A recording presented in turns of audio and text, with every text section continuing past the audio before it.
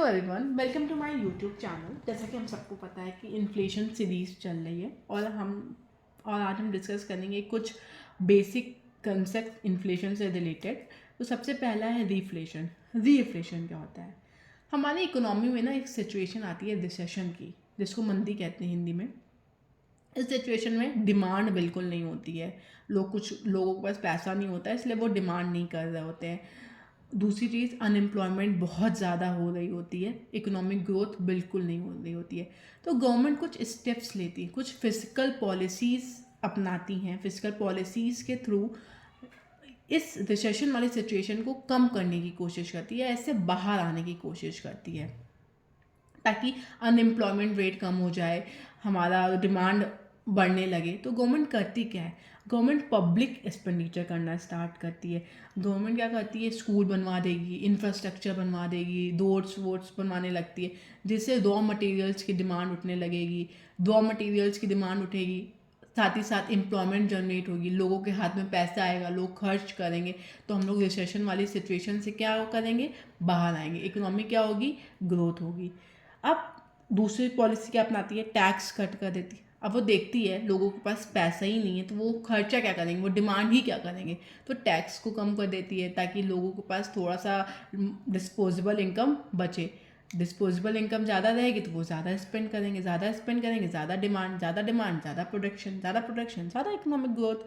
Money supply basically RBI की monetary policy है, तो मनी सप्लाई को इंक्रीज करने की कोशिश करती है, ताकि लोगों के पास ज़्यादा पैसा हो। इसका एक बेस्ट एग्जांपल हम लोग ना कोविड समझ सकते हैं। कोविड के टाइम पे लॉकडाउन लगा हुआ था, सब चीज़ें शट डाउन हो चुकी थी, फैक्ट्रीज शट डाउन हो चुकी थी, कोई प्रोडक्शन नहीं हो रहा था। अच्छा, प्रोडक्शन हो नहीं रहा था क्योंकि डिमांड ही नहीं थी। डिमांड नहीं थी क्योंकि लोगों के पास जॉब ही नहीं थी। अब जॉब नहीं होगी तो पैसा नहीं होगा, इतना पैसा नहीं होगा तो डिमांड ही क्या करेंगे? तो जब लॉकडाउन खुला तो लोगों के पास पैसा नहीं था, वो कुछ खर्च ही नहीं कर रहे थे। तब गवर्नमेंट ने रीफ्लेशन वाली पॉलिसी अपनाई। इसमें गवर्नमेंट ने पब्लिक एक्सपेंडिचर करना स्टार्ट किया, इंफ्रास्ट्रक्चर पे खर्चा करना स्टार्ट किया, टैक्स को बहुत कम कर दिया, ताकि लोगों के पास पैसा बचे। और वो डिस्पोजेबल इनकम ज़्यादा होगी तो वो ज़्यादा स्पेंड करेंगे, ज़्यादा डिमांड करेंगे, ज़्यादा कंजम्पशन करेंगे। डिमांड ज़्यादा करेंगे, प्रोडक्शन ज़्यादा होगी, अल्टीमेटली हमारी इकोनॉमी क्या हो जाएगी? ट्रैक में आ जाएगी। तो ये ऐसी सिचुएशन है जहाँ पे गवर्नमेंट अपनी फिजिकल पॉलिसी से रिसेशन की सिचुएशन से ओवरकम करने की कोशिश करती है। देन है स्क्यूफ्लेशन। इसमें क्या होता है? स्क्यू मतलब होता है मुड़ी हुई।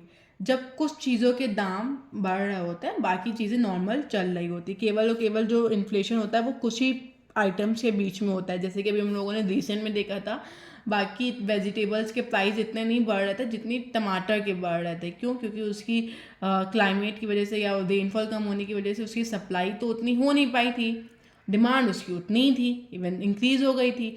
तो डिमांड, सप्लाई कम हो गई, डिमांड ज़्यादा हो गई, उसके प्राइस बढ़ गए। तो इसकी इन्फ्लेशन वही होता है जहाँ पे कुछ चीज़ों के कुछ आइटम के प्राइस बढ़ने लगते हैं। Stagflation. Stagflation refer to a situation when there is an increase in inflation with a high unemployment. Stagflation एक ऐसी सिचुएशन है जहाँ पे इन्फ्लेशन के साथ साथ अनएम्प्लॉयमेंट भी बहुत ज़्यादा बढ़ रहा होता है। अब गवर्नमेंट ना इस सिचुएशन में धर्म संकट में आ जाती है, क्योंकि इकोनॉमिक ग्रोथ हो नहीं रही होती है, अनएम्प्लॉयमेंट का रेट एकदम हाई होता है, इन्फ्लेशन का रेट हाई होता है। अब अगर गवर्नमेंट सोचे कि वो अनएम्प्लॉयमेंट को कम करे, तो वो क्या करेगी? वो इंटरेस्ट रेट्स को कम कर देगी। इंटरेस्ट रेट्स को कम कर देगी तो लोन क्या होगा? ईजिली अवेलेबल होगा। लोन ईजिली अवेलेबल होगा तो प्रोडक्शन क्या होगा? प्रोडक्शन ज़्यादा होगा। प्रोडक्शन ज़्यादा होगी तो प्रॉब्लम ऑफ अनएम्प्लॉयमेंट तो सॉल्व हो जाएगी। लोगों के पास एम्प्लॉयमेंट मिलेगी, लोग काम करेंगे। लेकिन इन्फ्लेशन की सिचुएशन कैसे सही होगी? क्योंकि लोगों के पास जॉब होगी, वो ज़्यादा पैसा खर्च करेंगे। अब ज़्यादा पैसा खर्च करेंगे तो सप्लाई तो उतने टाइम पे नहीं बढ़ सकती है, क्योंकि जितनी तेज़ी से डिमांड बढ़ जाती है ना, सप्लाई उतनी तेज़ी से नहीं बढ़ पाती है। फिर से प्राइस हाई होने लगेंगे, तो इन्फ्लेशन कैसे कम होगा? और दूसरे साइड अगर गवर्नमेंट चाहती है कि भैया हम इन्फ्लेशन को कम करें, तो इन्फ्लेशन कम करने की कोशिश करेगी, तो वो हायर इंटरेस्ट रेट करेगी। लोन अवेलेबल नहीं हो पाएगा, लोन नहीं अवेलेबल हो पाएगा, प्रोडक्शन नहीं हो पाएगा, प्रोडक्शन नहीं हो पाएगा तो एम्प्लॉयमेंट कैसे जनरेट होगी। तो गवर्नमेंट एकदम धर्म संकट वाली सिचुएशन में आ जाती है कि क्या करें। ये था स्टार्टफ्लेशन। अगर आपको मेरा वीडियो पसंद आए तो प्लीज़ इसको लाइक, सब्सक्राइब एंड शेयर कीजिएगा। Thank you so much.